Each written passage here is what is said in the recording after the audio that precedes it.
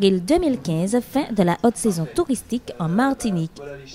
Une période 2014-2015 qui s'achève sur une mauvaise note. De novembre 2014 à mars 2015, moins 9,8% pour le tourisme de séjour.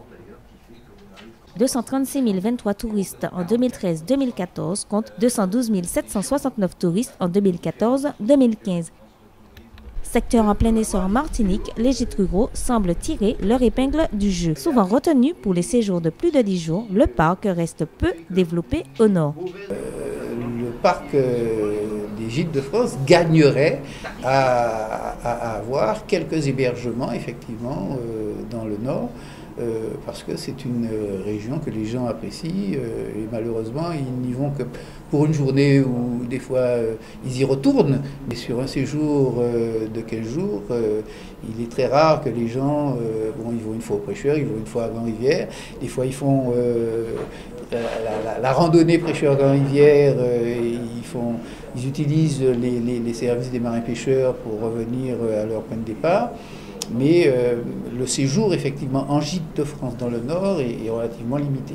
Je dis en gîte de France, mais aussi d'une manière générale, il y a peu d'hébergements. Les gens qui ont des hébergements chez l'habitant, mais qui ne sont pas labellisés gîte de France, il y en a moins, effectivement, dans cette zone du Grand Nord que, bien entendu, dans le Sud. De par sa spécificité, le Nord séduit pour...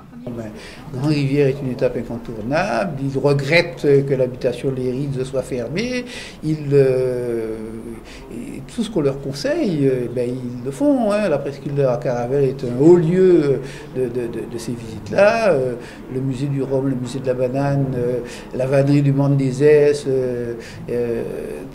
les restaurants Vava, etc. à Grand-Rivière, tout ça, ce sont des incontournables que les gens font absolument.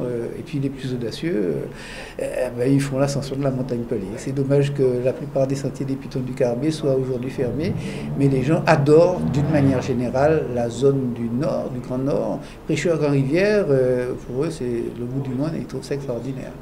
Un travail en réseau sur tous les facteurs touristiques permettrait le développement du tourisme vert au nord de la Martinique.